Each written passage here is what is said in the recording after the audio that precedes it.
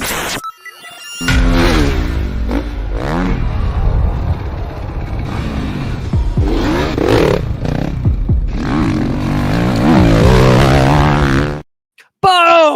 Boom! Sorry if I was screaming into the mic. Can you believe that cheating can be legal and everybody can do it? And that Dunlop holds the majority share of professional tire choices in not only sand, but mud, but hard pack, intermediate terrain, marbly, choppy, curby, you name it, they own it. And this is the number one reason why I contribute to Deegan not only getting 2 hole shots, because I'm sure he went back to Tomac and was like, dude, how did you make your Yamaha start so fast? And he's like, hey, don't tell anybody, but it is the MX-14.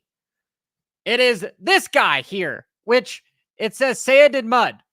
No, it should just be, say, all around. Here, I got to add this in here.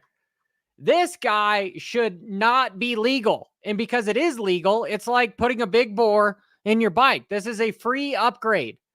I've heard from multiple riders on my podcast. We've had some MXGP guys that are going to the Motocross of Nations say how incredibly good this tire is, that it does exceptionally well on hard pack, even though it is a very hard tire.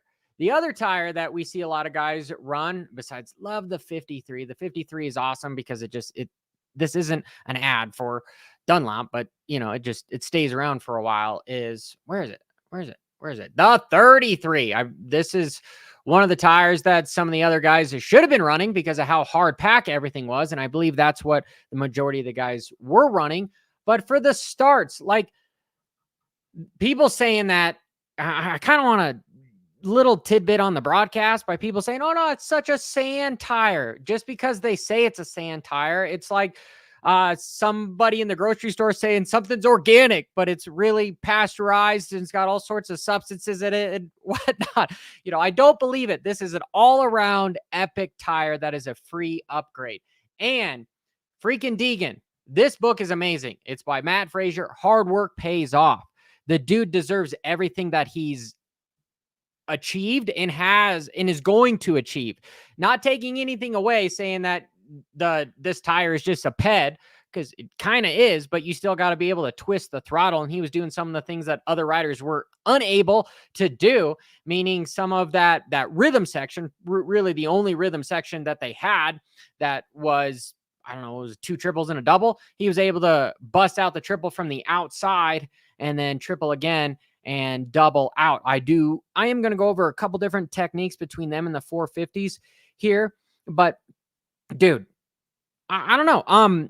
With the SMX, I'm pumped to watch these races. These races are badass.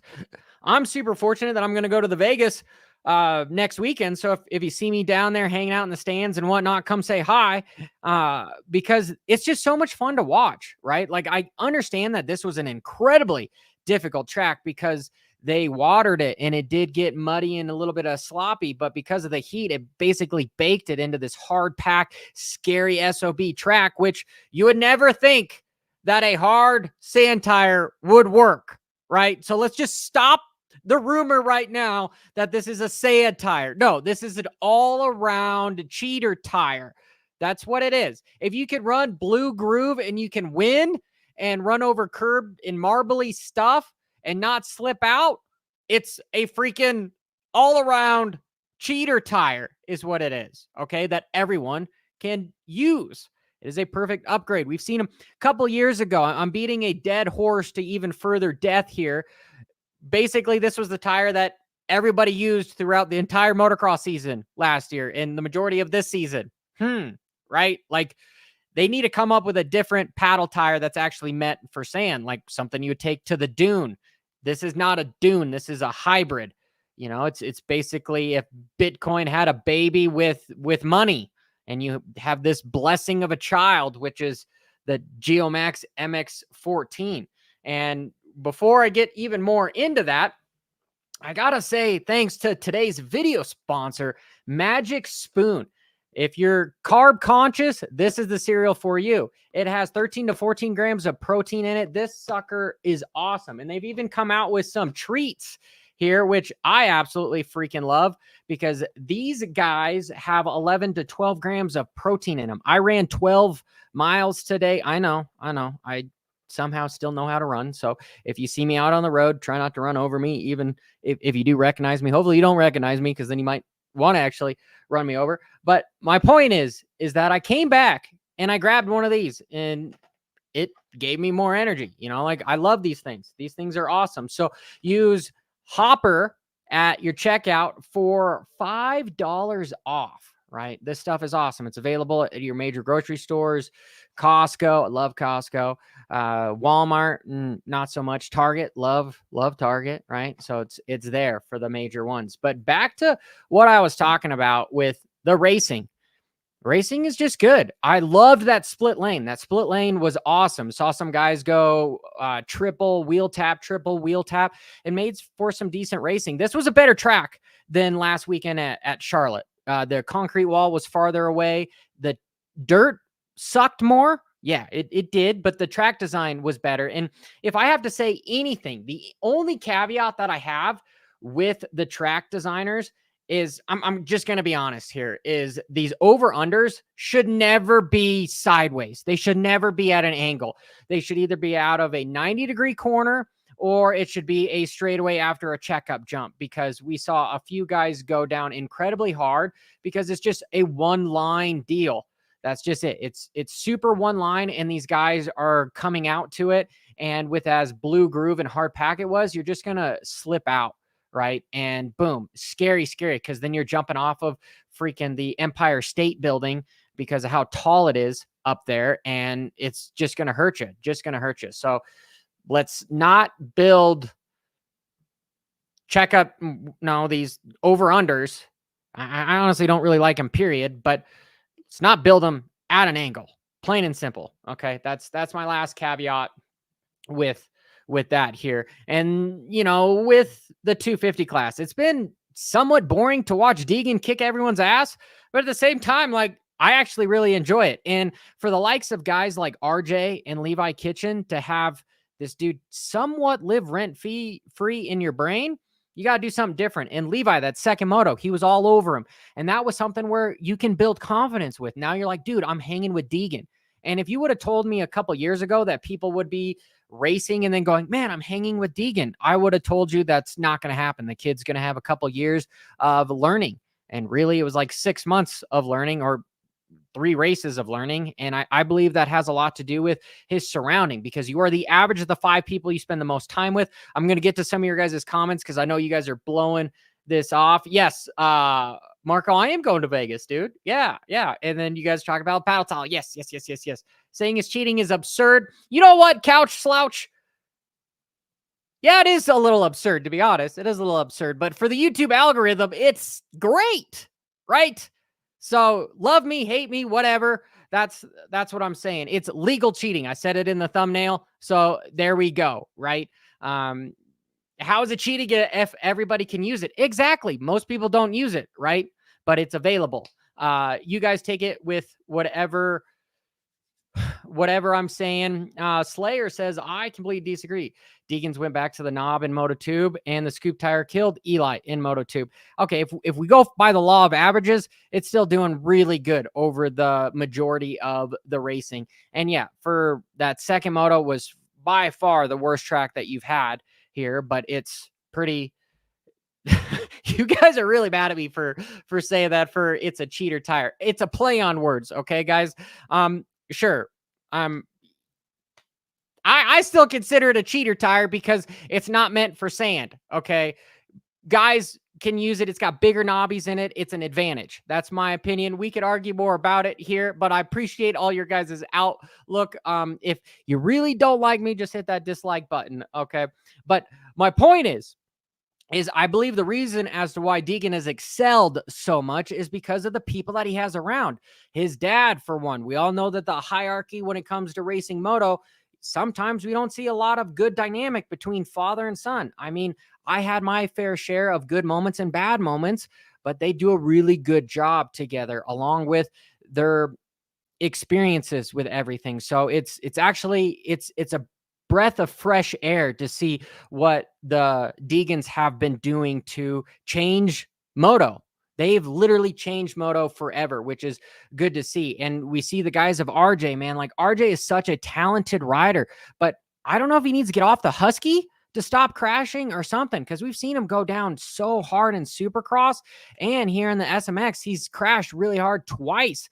And so I kind of want to maybe see the tough blocks change, because he's just a magnet to those tough blocks and they just take him out. And especially with a track that's as hard packed as this, holy effing cow. Like, I hope he's going to be able to keep it on two wheels for the finale and get a good paycheck because of that triple points. Love the single points, triple or double triple points is awesome. Just completely awesome for the whole series. And as a fan, like, I honestly, I want to see guys go at it for more money by simply having a race that has a purse of a lot of money makes it that much more exciting, right? Just even if it's not even the best race, just because of the price tag basically on it, it makes it seem better, right? That's, I don't know. It's a marketing thing. It's something that plays into our mind, and you know, we all know it. Let me know if you guys disagree with that. With Tom Vial, consistent SOB. That's all I have to say with that dude. He rides incredibly smooth,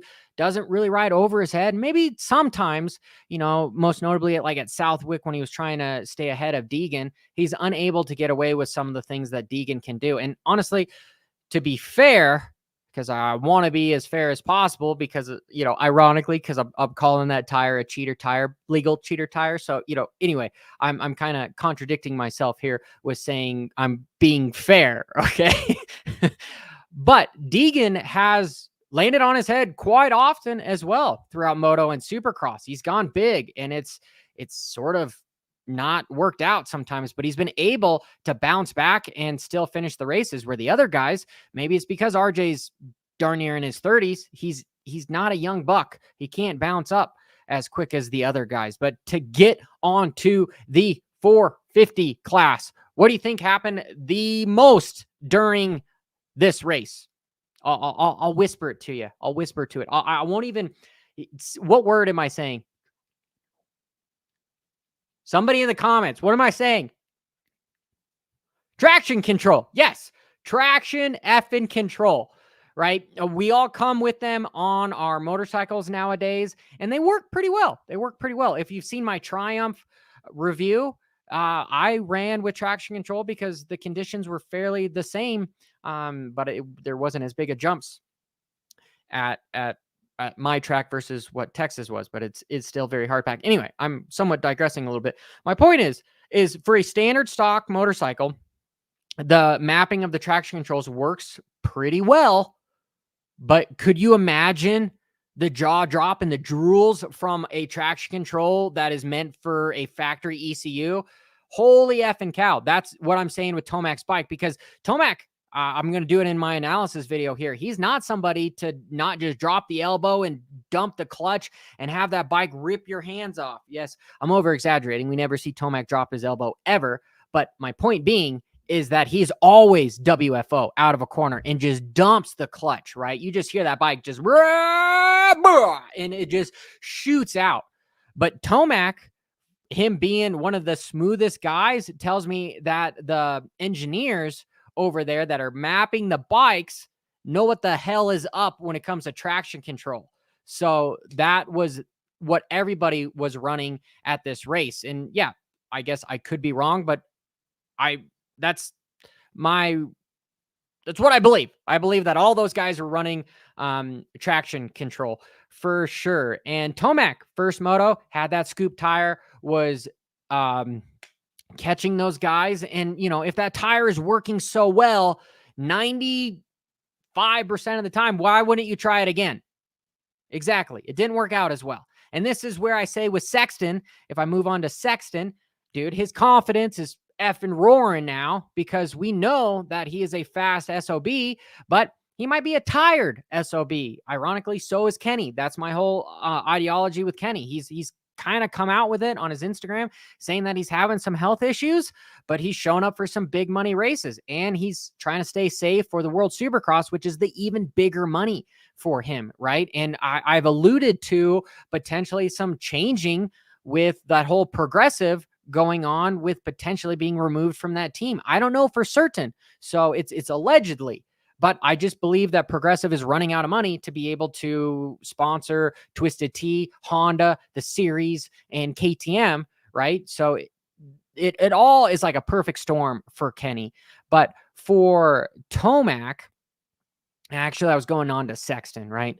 For Sexton and him just being tired by the sheer amount of racing that he's done, it was good for him to get a good start. And yes, dude, I am all for staggered starts because I want to see Jett. I want to see Hunter. I want to see Webb. I want to see Anderson. I want to see those guys just neck and neck right from the get-go. I don't want to see somebody getting a 15th place start. And then you're just like, oh, man, that was my favorite rider. I want to see him race. I want to see him qualify and get a good start. This was a much safer start. That start at Charlotte scared the living bejeebas out of me. Scared the living bejeebas out of me because of how fast it was. What were these guys geared at, right? Did they have a 48 on the back of the sprocket? And, you know, could the factories maybe change the mapping to where then all of a sudden it felt like it had a 53 so that they could run through some of the Supercross stuff? It didn't make sense to me. This was a much safer start for sure. And Sexton, he's notably a really bad starter, right? I think he would have been able to win and at least podium many, many more races if he got better starts. That's why I'm for kind of the staggered start. I would rather see riders be able to go around the first corner safely. Yes, I know you're taking away a lot of stuff. We can say whatever, lack of explicit content here. Pussified Hopper with his starts, right? We don't want to see guys get cleaned out by Freezy from lap 1. We want to see them ride their heart out at 220 beats, literally ride their heart out for 220 beats up front against the best riders in the world, right? And so that's my point. But I will end with that. And Michael says that Yamaha is for Progressive too. I gotta see that. Dun, dun, dun. And Proton, everyone uses the scoop tire outdoor. For you to say the scoop tire was a cheater tire when it was instantly sketchy on the track for slippery is insane. I mean, I can't really argue with you, Proton. I've made my point here, and you've made yours as well, my friend. I still believe that it's like an unfair advantage most of the time with that tire because it is so good. This is basically a giant, like, congratulations to Dunlop for making something that they haven't changed for 3 years because it's that good. It's, maybe I'll put it in quotations so that we like can see it as like it's cheater, but not really, because it's everyone can do it, right? That's my point, okay, is you're able to do that. But anyway, okay, yes, a lot of those guys at the end of in Moto 2 were running, I believe they were running, gosh, here, let me put this back on here. The MX-33, right? Okay, it's for, no, or was it the... It's so hard to see, right? This is a much softer tire. My bad. So it was probably the 53 is what those guys were mainly running along with the scoop tire. But this was the only instance where that. But anyway, I'm done with the whole thing, right? You got a ruse out of me, and that's it. Who else do I have to talk about before I'll get into more of the comments, because I ended up pissing off a bunch of people here. Did I do that intentionally or non-intentionally? I don't know. I'll have to reflect, right, when I'm sleeping for 7 hours or so. Anyway, Hunter, dude, he came to play. Oh, I haven't talked about Jett either. Okay, so last two guys. Hunter, dude, normally he gets a little bit like, I don't know. He gets, I don't want to say that's a bad way of putting it. His sails get taken out when Jett gets around him, right? And then he kind of starts going backwards, but he's got wind in his sails now when his brother gets around him, and he was able to get back by him. Yeah, he stalled the motorcycle, Jett did, but he still was able to win that first moto. And if he didn't win that first moto, he wouldn't have gotten the overall, and he wouldn't be in the lead by 1 effing point. Crazy, right? Now he has the chance to win $1 million. Crazy. So it's good to see Hunter be racing everybody and feeling as if that he can compete with the best in the world. I'm not saying that he's a bad rider. I'm just saying that I think that Jett and Sexton have kind of pushed him to where he will fight, but he'll only fight for so long. And now we're seeing him fight the entire time, which is freaking epic, right? As a fan, epic. Jett, what I really saw from Jett was he didn't lay it all out on the ground. He's like, all right, you guys are riding at 110. I'm going to ride at 90. I'm going to get second overall. And did he get second overall because he was third and then second? No, he got third, right? Because then Sexton would have been able to beat him. I think he got third. My point being is he was able to phone it in a little bit. Save your containers for the big race that means something, which is the last round in Vegas. Right. And the Great Commission. I like it. It's a pet. It's a performance enhancing tire. There we go. Somebody that understands where I was going with the YouTube algorithm here. I appreciate you, Great Commissioner. I am going to give you a star in the comment section. That is a wonderful, wonderful interpretation of what I was trying to use. Dun, dun, dun. Johnny's on the dope with the bloodshot eyes. No, I am not. I am sunburned because I ran 12 and a half miles today, right? That is the reason. I was running and I'm tired and I want to go take a nap right now. But that is what I'll talk about. And let me just get a couple more questions here. And Data says maybe it's allergy issues. It probably was. I went to the doctor a couple days ago and I'm getting my blood drawn because they're thinking I might have high blood sugar. Yeah. Could you imagine me having high blood sugar? I know. I can't imagine either. Dun, dun, dun. Proton. Seriously, paddle was a cheater. Why wouldn't anybody else run it? My point exactly. Everyone should be running it, right? The majority of the time. And most of them do run it for the majority of the time, right? That's the point. We saw Hunter in motocross. When he decided not to run it, he got bad starts. Plain and simple, right? Dun, dun, dun. SoCal says Hunter is more chill than Jett. Yeah, I agree. Thank you. Somebody understands a white individual right here gets sunburned. And to be honest, I put so much freaking sunscreen on it still didn't do anything. Brian says too many cookies. Honestly, I haven't had any cookies, but I might. We'll see. We will see. Dun, dun, dun. Okay, what is just a couple more and I'll leave it here. Okay, Brian says that Progressive has gotten with 3 teams. Yeah, that just means it's less money for it. It seems pretty obvious that they're going away from Suzuki, right? On the website bikes. And Skyway says, I don't like Jett because he made me pay $40 for donuts. That just seems like a poor financial decision, Skyway. I'm sorry. I hope they were good donuts, but it's, yeah, you come to play. You probably won't be buying them later. So anyway, hopefully they were really, really good donuts. Yeah. Honestly, I'm sorry. I'm sorry, man. Right. That's a lot of money.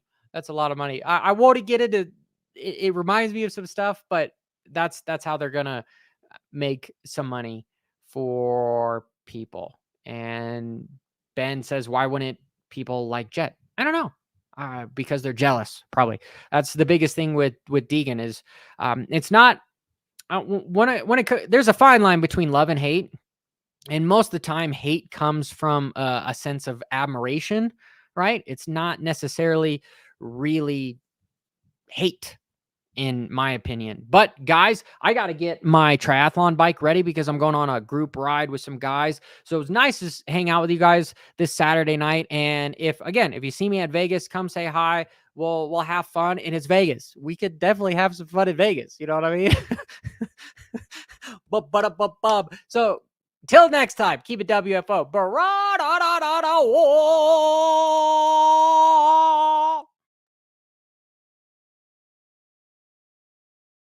Oh, I got to end it. Boom.